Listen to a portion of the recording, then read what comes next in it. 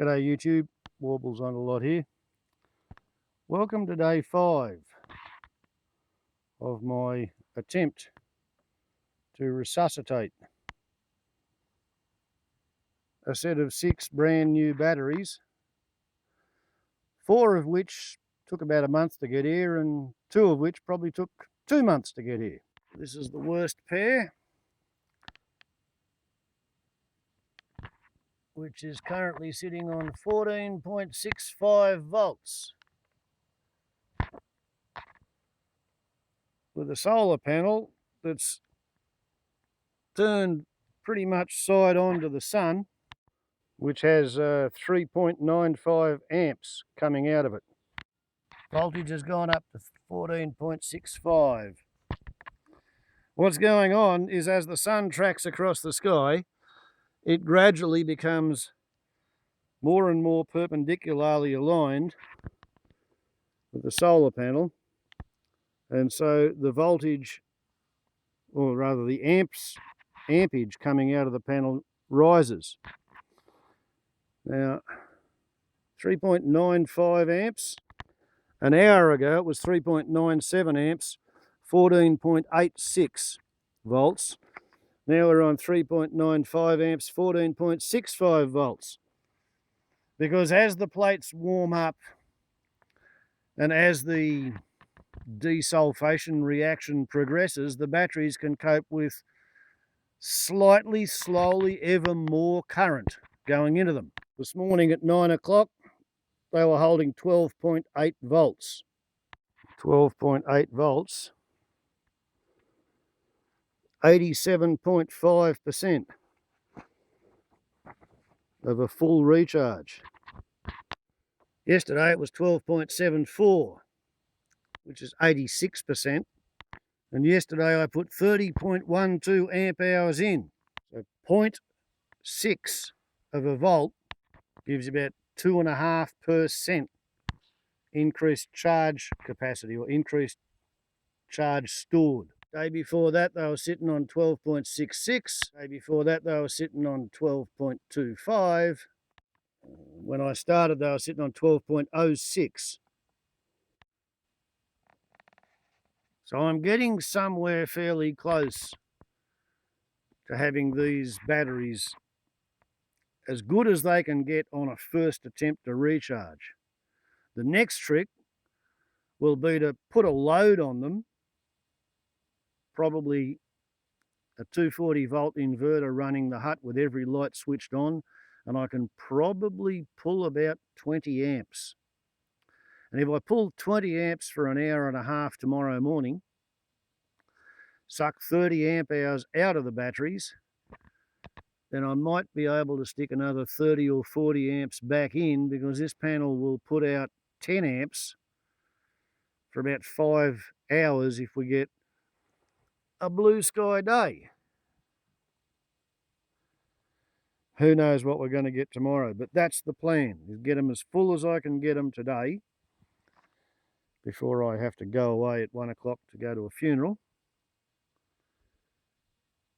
As I go through my little routine,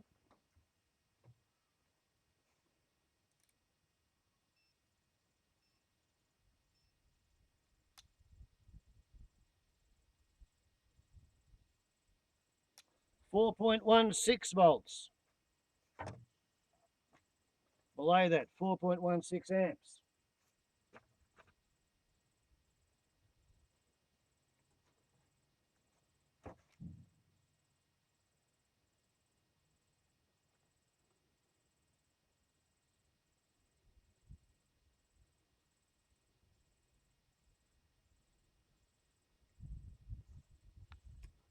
At 14.66 volts.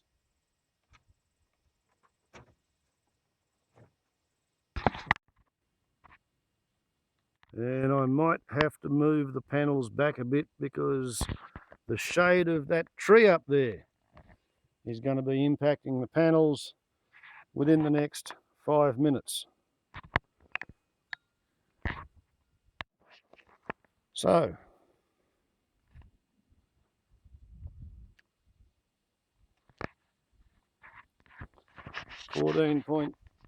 6, 8.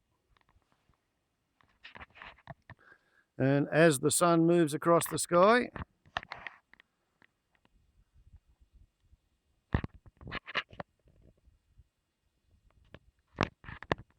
the amperage goes up, the voltage goes up, and as the batteries warm up, they are able to tolerate progressively more amps worth of current as the day goes on. And the thing is, batteries store their electricity in the electrolyte in the form of electrons, or what they call hydrogen ions, I think. Never did any chemistry at school, nor physics. As the electricity comes out of the battery, these electrons have to go from the electrolyte, which is the juice, onto the plates. They stick on in the form of lead sulfide. Lead sulfide is a white soft paste which allows electrons to go backwards and forwards through it onto the plates, into the electrolyte, from the plates back onto the electrolyte. The lead sulfide reaction is reversible every day or every cycle. However, if lead sulfide sits on the plates for 24 hours or longer, it starts to crystallize into lead sulfate. And lead sulfate is hard, and it doesn't allow electrons to get through from the juice onto the lead plate, and it sticks on there. So it reduces the amount of plate with which you can react with the electrolyte, so your battery loses its storage capacity and it loses its storage efficiency, and it takes more power to make the battery go from flat to full, and then it doesn't give all that power back. So lead sulfate is a problem. In an ideal universe,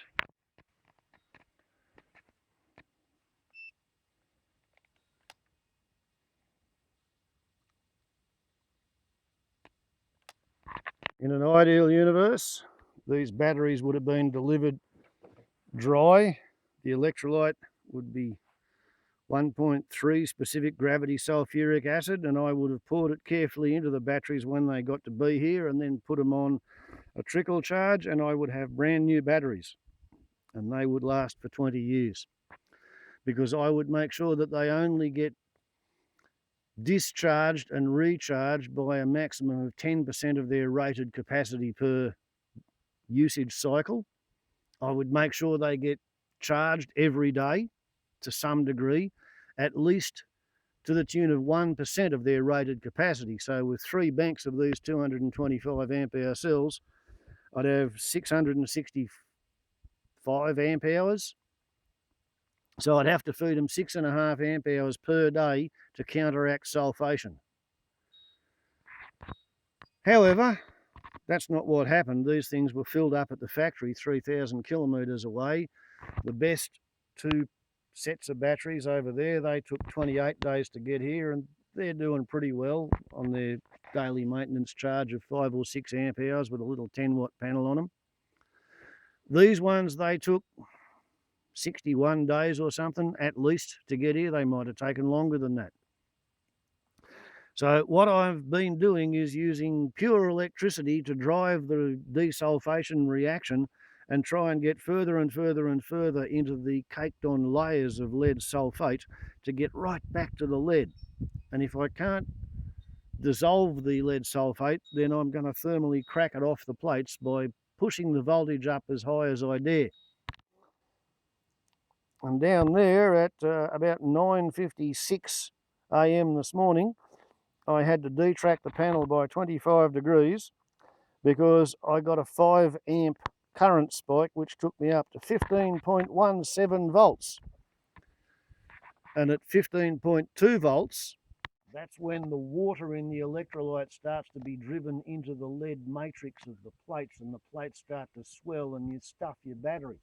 So therefore, unless you've got a battery charge controller with a lot of clever electronics in there, if you want to use a solar panel to recharge your batteries, you have to undertake to sit there and manually, personally, individually monitor the charge. And if you've got any clouds in the sky, then you might have to actually put the battery on second minutely observations. Just like a human patient in an intensive care ward or an operating theatre recovery ward, where every 2 minutes you have to be at each patient's side and you have to do something for them and write it down. It might seem a little bit on the obsessive compulsive side, but whereas I learnt to do this while I was trying to salvage something for nothing on batteries intercepted on their way from the golf cart to the dump to be recycled, this time I'm trying to salvage $1,500 that I've paid to buy these batteries. And if I can't salvage them, then their storage efficiency will be down around 80% when I start using them, instead of 95%, which is what you get out of a brand new lead acid battery. That's why people use lead acid batteries, because their storage efficiency is so high. You only lose 2.5% of the energy putting the electricity into the chemical reaction, and you only lose another 2.5% getting it back out if the battery is in perfect condition. If the battery is not in perfect condition, your storage efficiency drops, your storage capacity drops, and the voltage it's able to maintain at a particular current drain is lowered. And I want to get 20 years out of these batteries, because in 20 years' time, allowing for COVID and global warming and interruptions to the supply pipeline and grids falling over like they did in Queensland yesterday, who knows if I'm going to be able to buy new batteries in 5 years or 10 years, let alone 15 years or 20 years. But in 20 years, I'll be 80 and it's probably not going to be my problem. MIDI of the day, 14.7 volts, 4.77 amps. Okay, now we go back an hour and 5 minutes ago at 3.97 amps. We were sitting on 14.86 volts, and I detracked the panel by 15 degrees to drop the amperage down to 2.3 and the voltage to 14.56, and it's taken an hour for the voltage to climb up, and it's now 4.77, and we're still 0.17 of a volt below where we were an hour ago. So I'm winning. I'm definitely winning. But I'm also whining. I'm whining about the fact that I live in a country whose politicians are so disconnected from reality that they permitted the insurance companies 25 years ago to raise the premiums on all retail endpoints that supply batteries to the consumers, so that it became too expensive to pay the workers' compensation insurance if you were going to have your staff fill the batteries at the end point of sale, so that the trend became normal or normalised to have batteries filled at the factory. And if you fill the batteries at the factory, then they start to sulfate. Traditionally, they'd sulfate at 1% of their stored charge per day, because they would be using properly constituted electrolyte of 1.3 specific gravity of sulfuric acid in water. And that meant you had too short a storage life for the battery to live through its warranty period, so they did two things. On the one hand, they reduced the warranty period down to 12 months on a battery that should last 20 years if it's properly treated. On the other hand, they watered down the electrolyte to 1.265 at the factory, so that instead of sulfating at 1% per day, it sulfates at 0.9% per day, so they get an extra month of shelf life. And I have it on good authority that when batteries come into the shop, they sit in the shop for up to 3 months, and only 2% of the batteries in that particular shop whose owner I asked, only 2% get shipped back. So yeah, that means that there are batteries that travel 2,500 to 3,000 kilometres from Adelaide to where I live, and then they sit on the shelf for 3 months. And if they haven't sold by that point, then they're going to be dead and they go back to be remelted.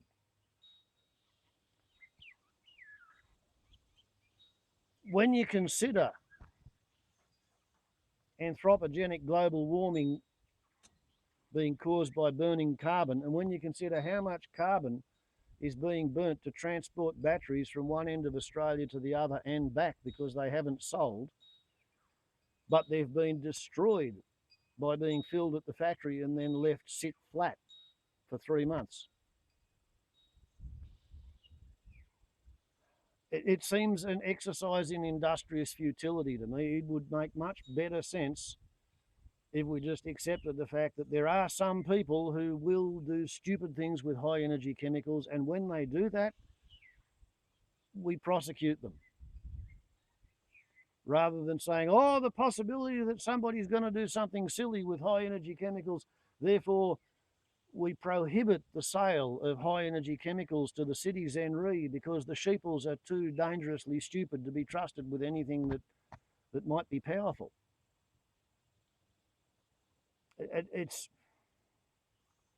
It's an insulting decision. I feel that our politicians have made. The combination of insurance companies not wanting to pay workers' compensation, the federal national insecurity industry being scared of wannabe terrorists, oh, the terrorists are going to blow us up, and the anti-domestic violence lobby who say that because some migrants from some overseas countries, from some traditional cultures, are such overcompensated inferiorities on legs that when they become upset with something that their girlfriend said to them, instead of just getting drunk and punching them like a proper good Australian redneck buffhead violent male would do. No.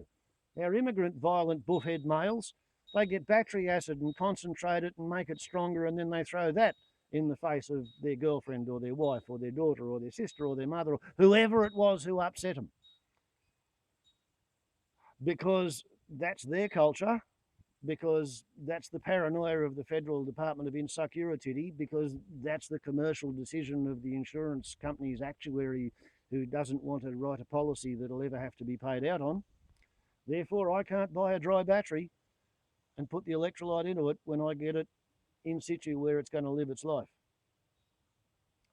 And that would give diarrhea the shits, in my opinion, because it means I have to spend days, weeks, trying to resurrect batteries that are on the point of bloody death because of the laws that people have made in my country in the last 30 years, trying to make the world a safer and better place, and they haven't. They've made it a more bloody stupid place, a less efficient place, a more wasteful place, a more polluting place.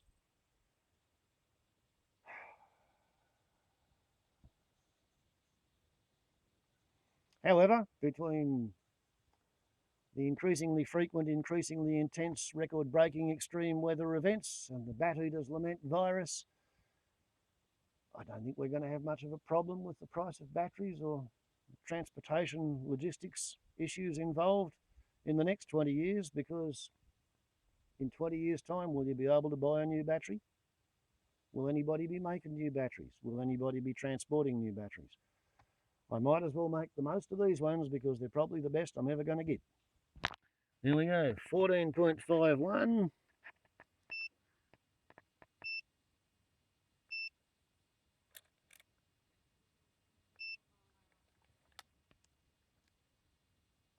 .87. The shade from the branches of the tree have started to affect the panel.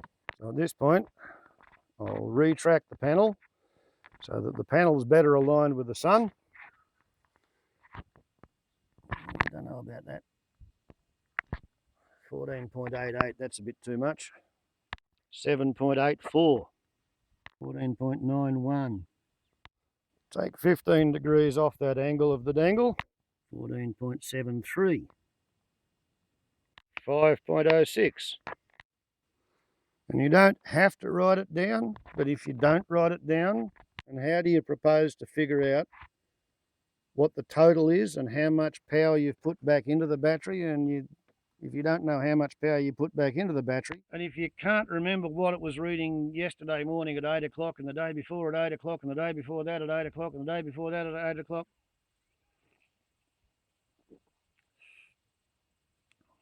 if you don't write it down and you can't calculate your totals and you don't know what you start with and you don't know what you finish with, how the hell do you know whether you're doing any good at all? If you can't measure it, you can't manage it. So, welcome to life in the Hillbilly's intensive care ward for resuscitating batteries. Warbles on a lot to YouTube. Ciao. I'll get on with my day now. You have a good one.